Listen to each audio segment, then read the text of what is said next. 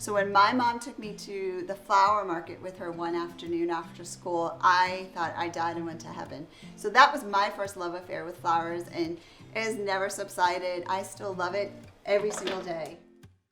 Hi, Sandra here. Welcome to Fleurs. Today on this beautiful crisp autumn day, I thought it would be a great idea to show you how I make a signature compote style arrangement. So first things first, the stars of the show are the dahlias. I don't know about you, but when the garden starts to fade and my garden's just starting to look like not so good, my dahlias show up in a big way. So all of these dahlias were locally grown here by local farmers. I just adore them. Look at these dinner plates. But before we start that, I love teaching these workshops. We actually did one at the Stevens Coolidge Estate last September in their glass greenhouse. We were so fortunate that actually North Shore Magazine did a little story on it. So if you have an opportunity to get this month's issue, you can read all about our garden workshop Under the Stars, and it was all about dahlias. So with that note, let's get started. So what I did here is I got myself a beautiful terracotta pot. Now I know what you're thinking. You're thinking, okay, there's a drainage hole, it absorbs water, it's gonna leak everywhere. We're not gonna do it that way. So what we did is we went to our local hardware store and we got an adhesive and we plugged the middle of the hole.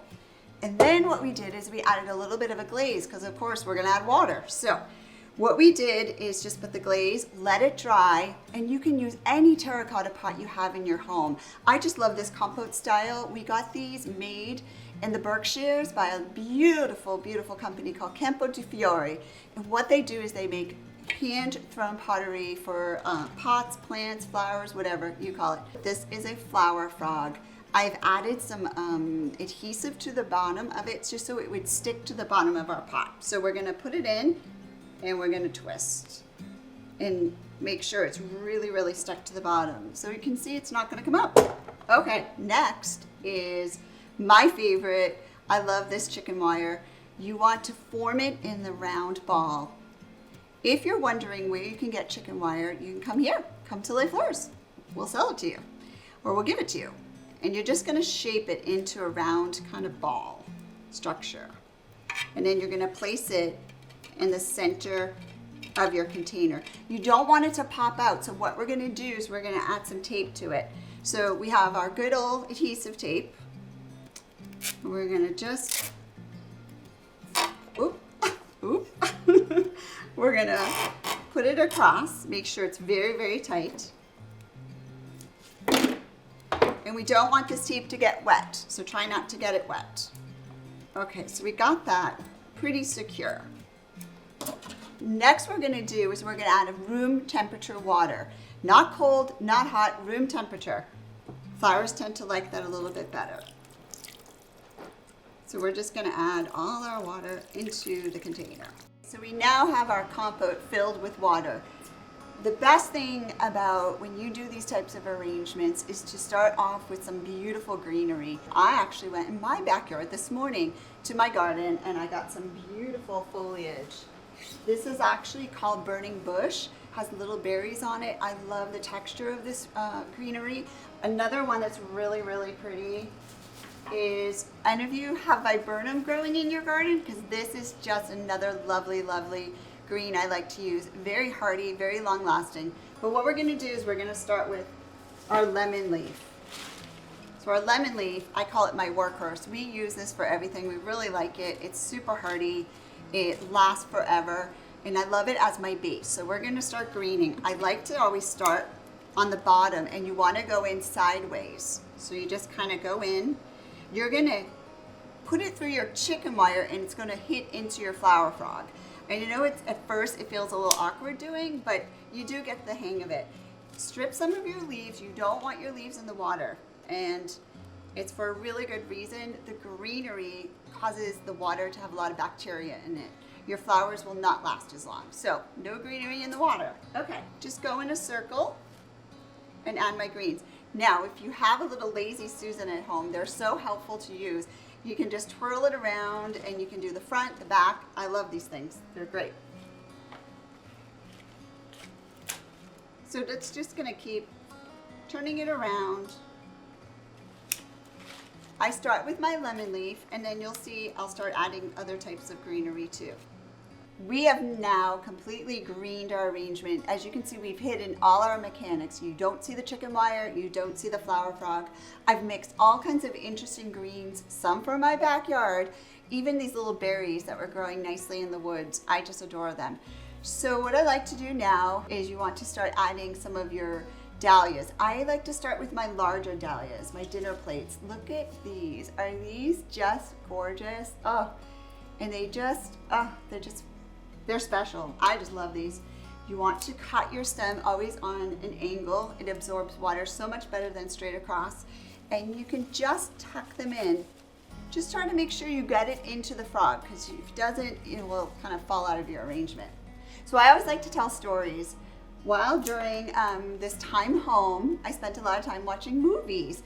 So I watched this amazing movie about Julia Child, and what it talked about is at age 40, she was living in Paris and honestly was bored. So she decided to go back to cooking school. Now, I don't know about you, but I would just go to cooking school and just take like a basic cooking class. Nope, she went right into the cordon bleu, which is, as you know, the creme de la creme. And guess what? She got accepted to the professional cooking class. So here she was, coming to Paris, not speaking a lick of French, and started taking classes with all the most amazing chefs in France. But what was really interesting about this movie that I watched is when she got there, her first day of class, she bombed. She didn't know how to chop onions. She didn't know how to mix things. So you know what she did? She didn't give up. You know what she did? She practiced. And guess what? She got better. And she practiced and she practiced. So why I'm telling you this is just like floral design. Maybe the first time you may not get it, but keep at it. Try again. It's not rocket scientist. You're not going to get judged on any of this. Make what makes you happy. And if dahlias make you happy like it does me, then go for it. Put as many as you like. There's no set, formula or whatever. Let the flowers be beautiful and do what they do, and put them in the arrangement. So as you can see, I'm kind of placing them strategically. I'm not basing one color on one side, but I'm putting these these are just stunning, a little bit smaller than the dinner plates, and I'm just tucking them in at varying lengths. So you don't want them to be all the same length, and I'll tell you why. Because it will look like a big ball. And I think in the garden, things are always asymmetrical and not so form-fitting, so it's kind of nice just to make it loose and airy. But look at these dinner plates, and then these orange, I think they're called Snowho Doris, but I can get the name for you. I always forget all my names, so I'll get that for you. So we're gonna keep tucking in some of these gorgeous, gorgeous dahlias. So, so pretty. I think I'm gonna tuck in this other cafe au lait. These are just, again, stunningly, stunningly gorgeous. So anytime you can, in your garden, even if you put these in a pot, you can grow them actually in one of your, container gardens. They're really not hard. The only thing about dahlias is they do like to be cut back, and then they grow even more and more. So the more you cut it and trim it, the more it comes back. Okay, look at this one. I think this is the size of my hand. Is that nuts or what? I think this could just go in a big vase and it would just be gorgeous. Maybe we'll put this one on top. What do you think? Oh, stunning, stunning, gorgeous. Oh, I don't know about you, but I'm in heaven. I always ask this question. Do you remember the first time you fell in love with flowers? I do. I was the daughter of a floral designer, so you can imagine flowers were always in my yard, in my backyard, in the garden, in the home. So when my mom took me to the flower market with her one afternoon after school, I thought I died and went to heaven. So that was my first love affair with flowers, and it has never subsided. I still love it every single day. So we're just gonna keep tucking. I'm gonna use my Lazy Susan. We're just gonna keep tucking these gorgeous, gorgeous blooms into this compote. Now what I might do, just because all of the shape are very circular, I might start adding in some of these linear. And what it means by linear, just more length, longer in length. These are gorgeous snapdragon, and they're actually a pink with an orange hue. One of my favorite, I love these. I like the name too. My son came to work here one summer when he was in high school, and one of the girls said to him, Mitchell, go get the bucket of snapdragons. Now he thought snapdragons was some sort of like creature or something, so he's walking around going, is there like a dragon or something? And he laughed, we laughed, because he had no idea what we were talking about. So snapdragons, I don't know where the name originated, but they are really, really nice. Nice to use. All right, so we're gonna keep adding these linear shaped flowers in. Gonna use again my Lazy Susan to twist it around so make sure I'm getting both sides of the arrangement. You do want it to be three-dimensional. I like to follow the line of my foliage. So if it's kind of going up to the left, then I love to add some floral just to highlight with it. Oh, this is stunning. I want to add in these. This is a multiple color dahlia. Again, really, really a pretty texture. So we're gonna add some of these. I think it will highlight nicely with the two tones, which is the pink cafe au lait and the orange dahlia. Okay, so here we go. Adding more dahlias, right? Never gonna have enough dahlias. Gotta keep adding dahlias and more dahlias.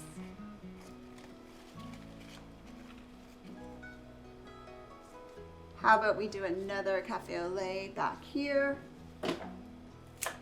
Something I tell my attendees at the workshop, scrunch down low. And the reason why is most folks are sitting at a table and looking at their arrangement and they can almost see the underside of it. So sometimes as a floral designer, you forget, you start just decorating on the top. So don't be afraid to add some little blooms tucked in at the bottom, kind of hanging over the side. That way when you are seated at a table, you can see it from all angles, okay? Also, you don't want to make it too tall because then folks can't see over it. So I guess the point taken is to kind of know where you're putting this arrangement and how high it should be. These are beautiful two-tone roses. They're called Free Spirit. I love adding this also texture and color. It just gives it a little bit of a shape. Fun fact about roses, when they come in, you're gonna see some kind of the petals not looking so good on the outer edge. What this is called is a guard petal. And what all this means, it's protecting the rose. So when it comes in, you just wanna peel off that little section of the garden petal that's just not so great. And then you can massage the center a little bit just to get it to open a little bit more. Sometimes we even blow on our roses to get them to open. I love adding this color because it kind of gives a resemblance of the pink and orange that are in the hues of the dahlias. So we're gonna add a few of these in too. Always on a slant. Always make sure your roses are in the water too, in that flower frog. So we're gonna keep adding more of these beautiful roses. I get asked a lot if we should do odd numbers and why we should do odd number of flowers. So, 3, 5, 7. There is, again, no rules. I mean, it's really your arrangement for your enjoyment, but there are some sort of guidelines. And what that means is that you want to make sure that you don't have just like one big one over here and then there's a lot of space. So you work yourself into triangles just because it spaces the arrangement out and it looks a lot better when it's complete. So here I am adding all these beautiful roses. Add a few more lower. Oh, guard petal off. Okay, so we have a lot of beautiful dahlias in here. And I do say often, I feel as a floral designer, you're only as good as your blooms. So to have these locally grown and not shipped, I really believe that when things are grown locally, the farm to table movement has been so wonderful for food. I really believe the same for flowers. There's some beautiful dahlia farms around here in Rhode Island also. I have gone to them. These people are the most incredible, hardest working folks I've ever met. up at dawn. I even have a lovely story where one of our flower farmers in Vermont actually puts little netting over all her dahlias. She does not want any bugs to touch anything, nothing to be bruised or harmed, so she basically puts little bonnets on each dahlia. It's lovely. And trust me, her dahlias are lovely. So we're gonna keep adding just a few more dahlias. Oops. Sometimes that happens. I think there's just a few spots that I would like to see a few more flowers. Now this is a pretty large arrangement, so don't be afraid to use a big arrangement, and I'll tell you why. Your dahlias are so huge. These dinner plates, if you put them in a small vase, I think it might get top heavy, so don't be afraid to get yourself a really big vase, lots of lush greens. These dahlias are just the stars of the show. So a couple more, and then I think we might be finished.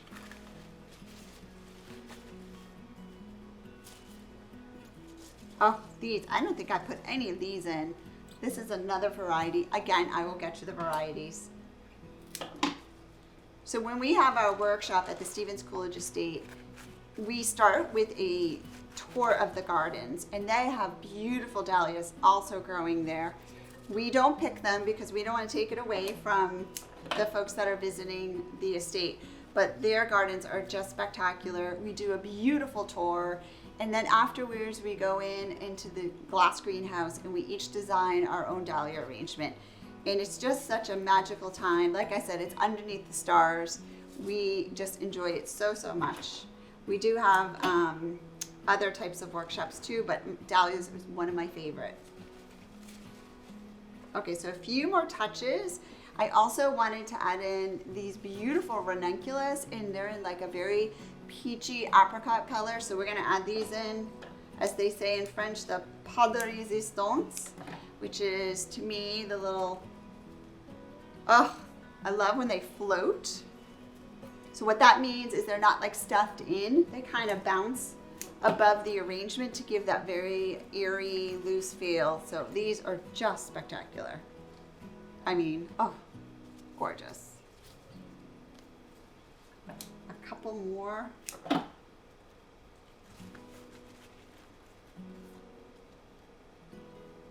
Can you see these ranunculus? Super long lasting, love using them. They come in a variety of colors. And these do come in from Holland, but so worth it. And I love how it plays off nicely with all these dahlias.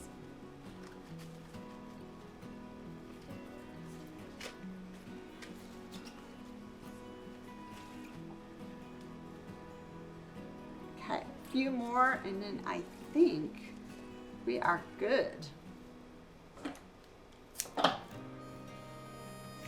I'm adding a little bit of these rustier colors.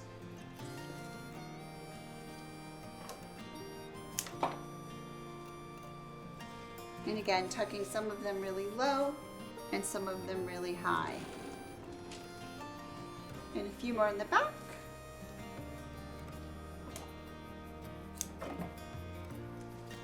Tuck some in here. Oh, look at this, just gorgeous. And again, the stars of the show are the dahlias. So I hope you've enjoyed this. I hope you can take some time in your own life to go out to your garden, pick whatever you may, or go to a local farmer and get some of these beautiful dahlias and make an arrangement. All right, enjoy. Happy fall.